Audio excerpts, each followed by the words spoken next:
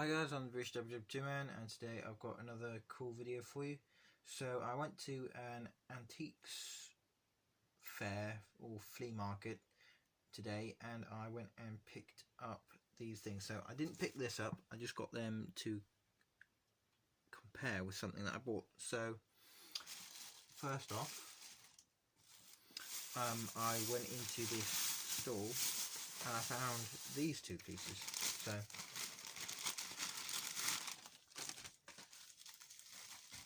inside here we have this, which is really interesting, which I'm pretty sure is a cigar case, but it's made out of cardboard. However, it really stinks quite strongly of sort of medical equipment, sort of like disinfectant sort of stuff. So I'm not sure, but it's made out of cardboard, which is really cool and interesting. But it's got this lovely wood pattern, and on the bottom it's got this sort of reinforced thing there, and they're made out of metal.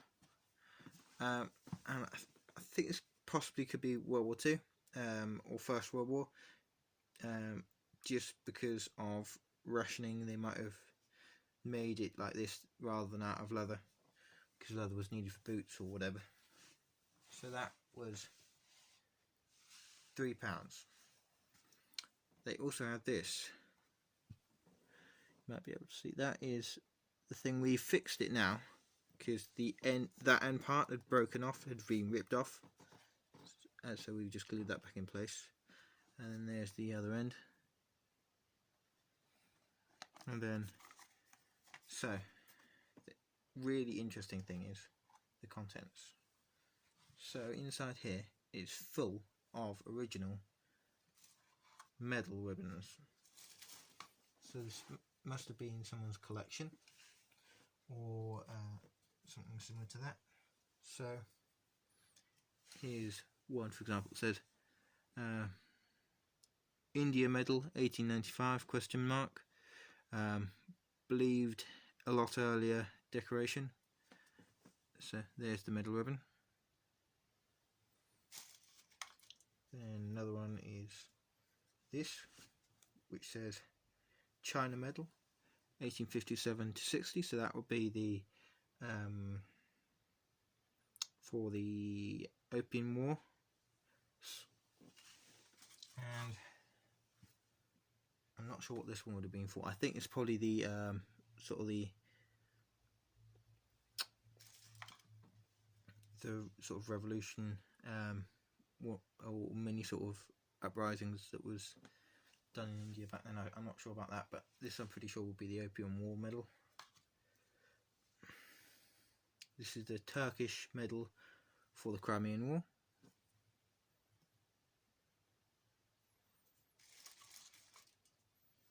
So this one here, it says 17th Hussars, 3rd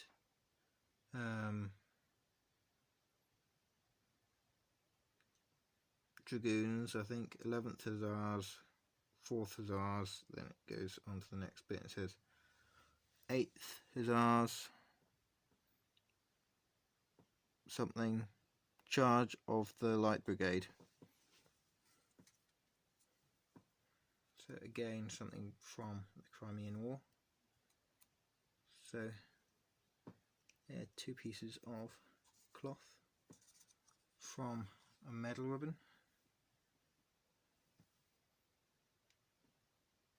Very interesting. And then on the inside it says Crimean War, Inkerman, Alma, Balaclava, Sevastopol. Don't know what that actually means, but anyway, something interesting. So I'll just put that back in.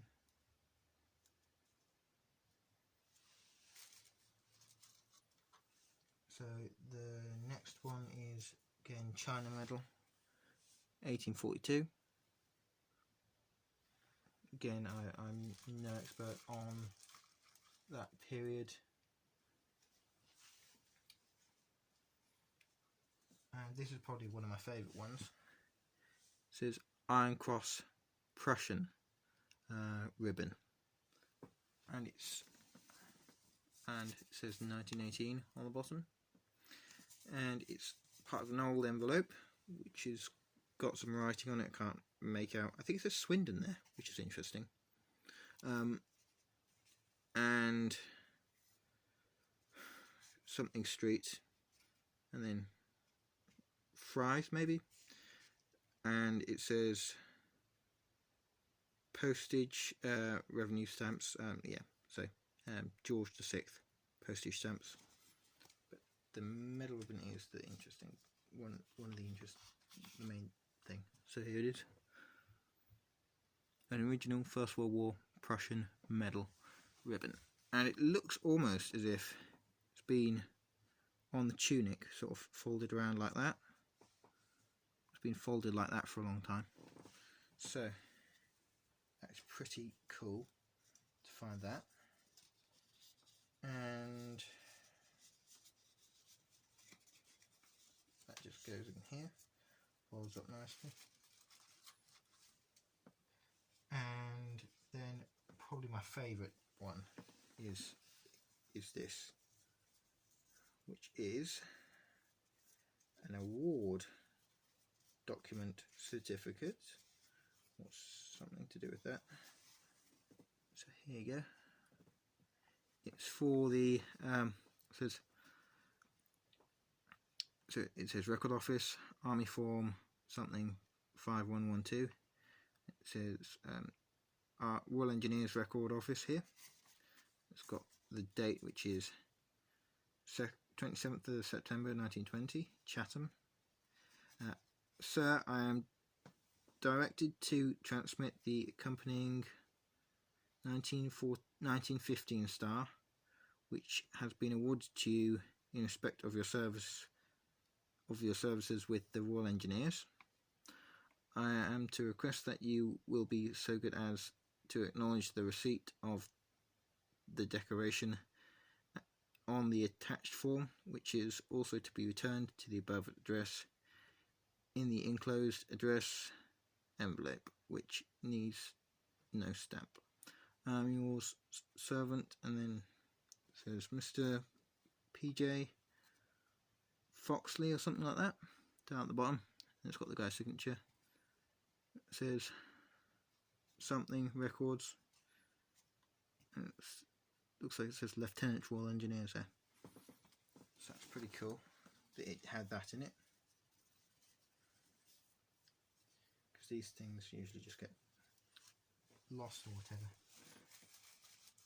And then there's a whole load of other medal ribbons. However, there's this, which wasn't pinned down properly, so we've no idea what that one would have been. And we've got a whole load of other little medal ribbons here.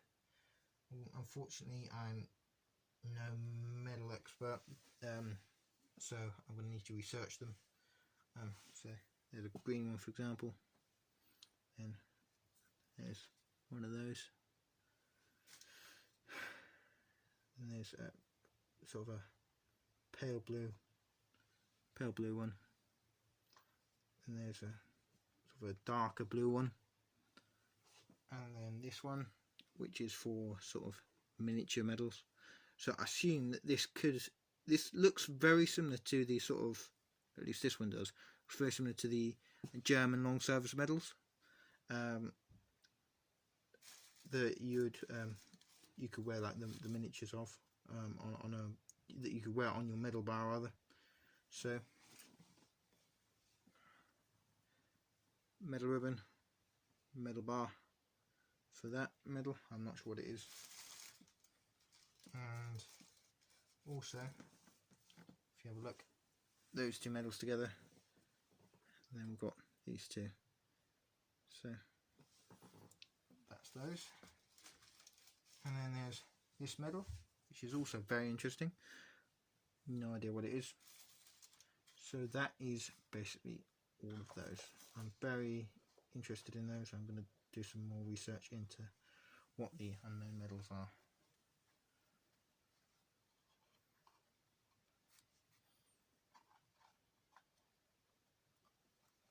going to put the lid on because it's still drying just a little bit. So that was that. Then we moved on to another stall which had this. Oh, and that was grand total of £2. So £5 and I got those two. I was very happy with that. So the next store I went to, I got this, and this. So the reason why I had the binoculars was because of this. Here they are. Now these are World War II German Bush. So you might be able to see Bush binoculars.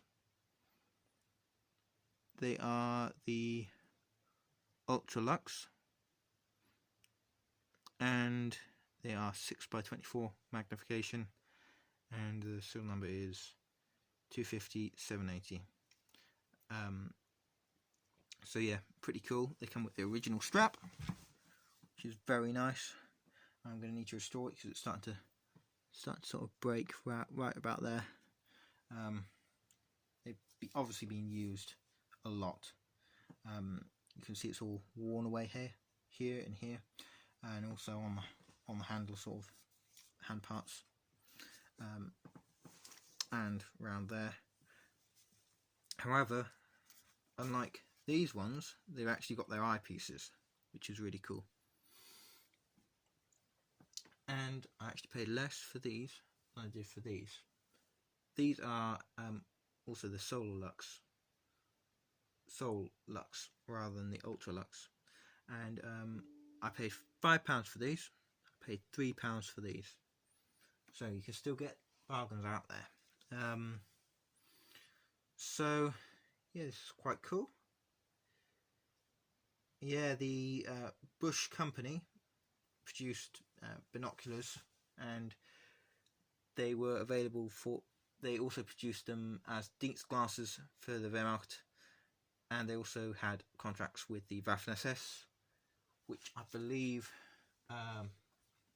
some of the Soluxes and the Ultralux would have also been available to be purchased by the soldiers. So if you say wanted to have a set of binoculars, you could go to the Bush company or someone who sold these binoculars and buy them and use them in the field as a private purchase item. However, they would probably be quite expensive, especially these because they're the Ultralux, so I assume that means ultra luxurious. So it's all really dirty and grimy, and I'm gonna have to clean it up a lot, possibly replace some of the leather around here. I'm probably gonna leave that, but I'm still gonna glue the leather that's there down, just because it's gonna flake off otherwise. So yeah, it's quite interesting to see the aluminium almost completely exposed on both the end parts of the binoculars. So that was that. £3 for those. Very happy. They usually go for a lot more than that, and it's also really cool. It's got its strap. And the thing that was next to them was this, which is a Kodak Model 1A camera. So it's quite broken. So if you have the interesting thing is, you can see that it's got a very sort of Art Deco 1930s style Kodak name on the sort of stand part. So that pulls out, you push, there's like a little button there, so you push that backwards, and out it comes. It's broken here, probably because what I think happened with it was this camera has the ability to be put on a tripod there. So probably what happened was someone set it up on a tripod. They might have gone away to take a photograph of it, with it, and then it got knocked over, the wind knocked it over, something like that, and it went and landed on the arm that was here, totally broke that arm. And then, so if I use the case as an example, so it fell down like this, broke that arm, then rolled onto this arm, which then broke the arm. However, I'm going to try and bend it back into shape, resolder it in, attach it back on so I can use it. However, I think it's going to take a lot of work to restore this one. Come on.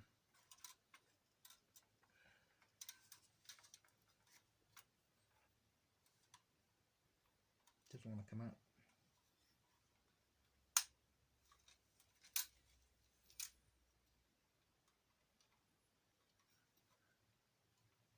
That's why.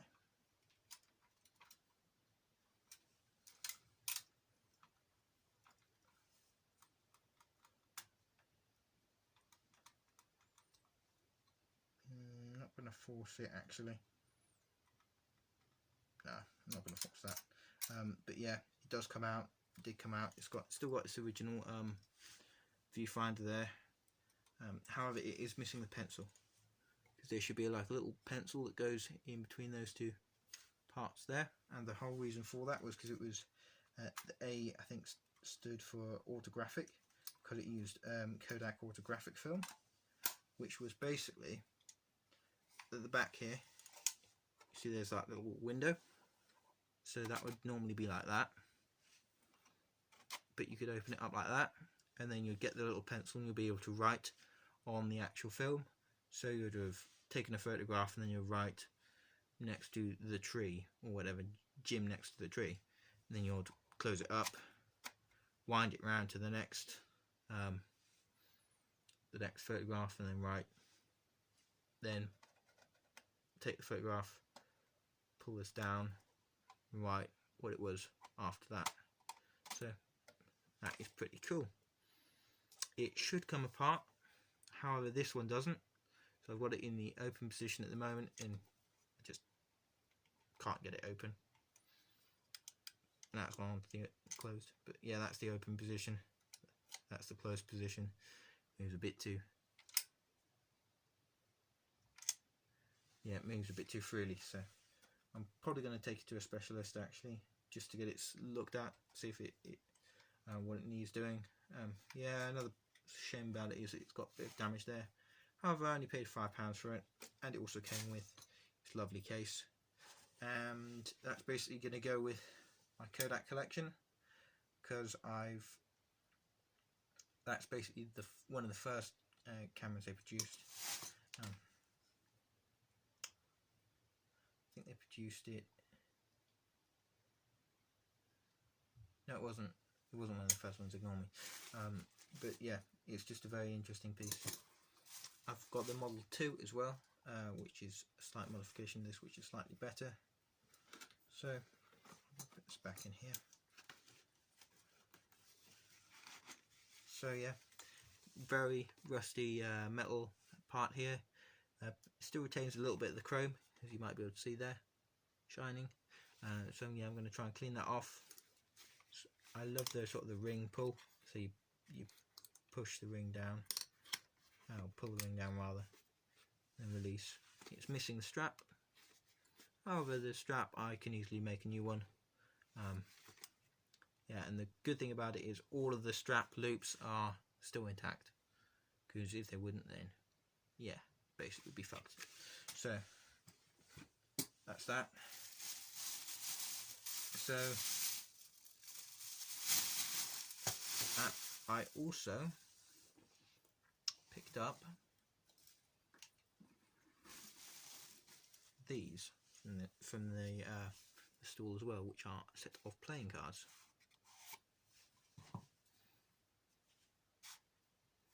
So I'm not going to take them all out, but that's what the back looks like. That's what the front looks like. And they're all the sets are complete, which is quite nice. So yeah, that was £1. Not going to complain about that at all. Those are probably 1930s by the looks of them, maybe 1920s. Then I went to a final antique shop after I went to the antiques fair, where I got that and this. So this is a Kodak box camera, Box Brownie Model D. So yeah, I need to do a little bit more research in this one because I've not researched this one as much. But yeah, it had 2 lenses, so one lens there, and you do that and it would move it to another lens, so you'd be able to zoom, which is quite good, or for different exposures, etc., all that jazz. Yeah, like I said, I'm not an expert on cameras, so yeah. And then you take a photo by pressing this button, and then you've got a vertical viewfinder, so if you want to do portraits. You got a horizontal finder if you wanted to do landscapes, and then there's a little sort of lever there. I'm not sure what that's for. It's got lovely original leather handle with the company name on, similar to the other one. And then there's the inside. It's got the lovely film, and then there's the innards. You probably can't see it because of the light, but yeah, so pretty cool. I like that a lot. So yeah, I'll just quickly show you. There is the Kodak strap on the other camera.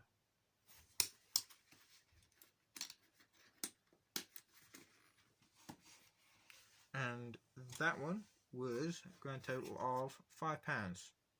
Not going to complain. And the final one is this. This is a Zeiss Ikon Ikonta, and this was the first type of camera that Zeiss Ikon produced after it was formed by the merger of, I think it was 3 companies. So it's got the little foot, it's got a little button here. You press, this is the model 522C, or an Ikonta C model, which is 520/2. I think that's correct. So it opens up like that. It's got the majority of its viewfinder, however, it's missing the top part, which is a bit of a shame. If you can see there, it's missing the top part, but I might see if I can do something to remedy that, and maybe find a new part. It's got its original strap, it's got the Zeiss Ikon logo on the back, it's also got the Zeiss Ikon logo on the front. You might be able to see it just there. It's also got the Zeiss Ikon logo on the little foot stand.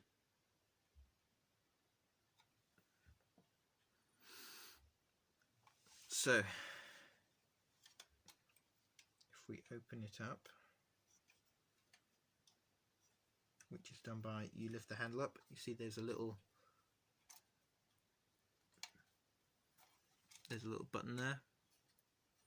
Move that, and the back should come off.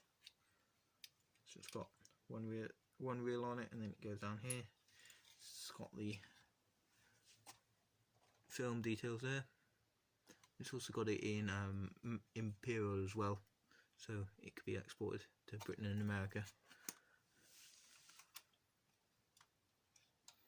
So it's missing a part here, which it should have, like this little thing that comes out here, which I believe is possibly for pressure, because I think it's got a timer.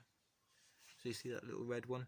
That's a timer, I believe, to be able to set the timer and then run into position if you want to take a sort of a self-portrait or whatever. So that's pretty cool. And I believe these were produced from 1929 to 1937. And it's also, so you take photos by doing this.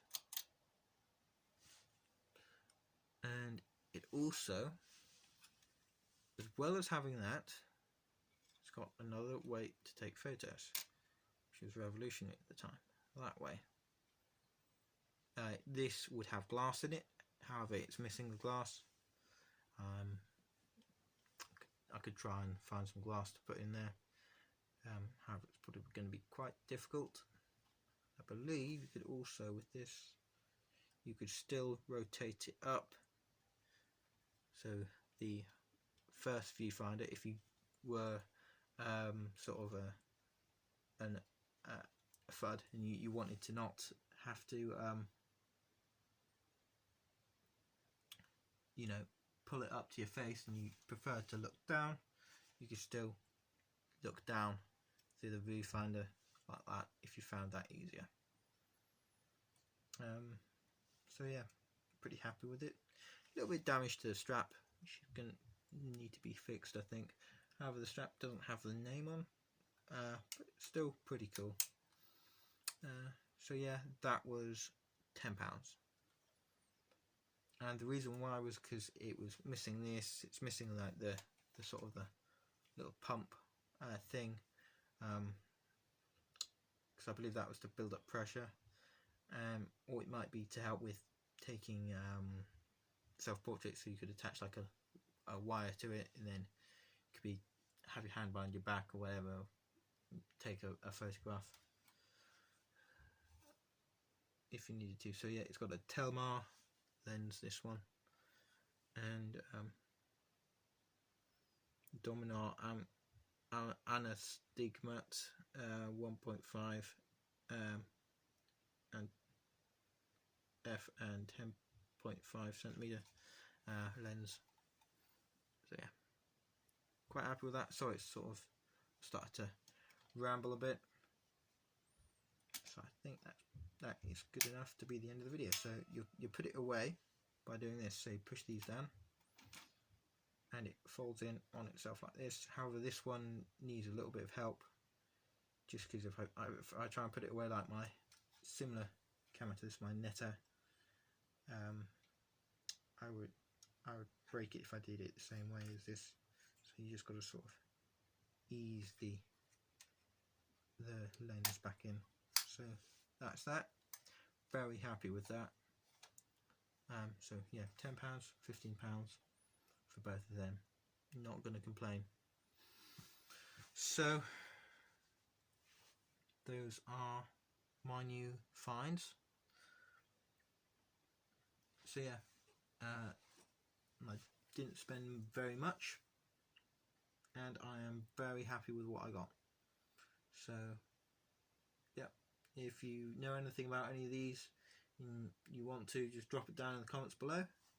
And if you know anything about the medals, medal ribbons that were found, etc., drop that down in the comments below. It would help a lot. Thanks. So yeah, that's that. Hope you guys enjoyed. Comment, rate, subscribe. Bye.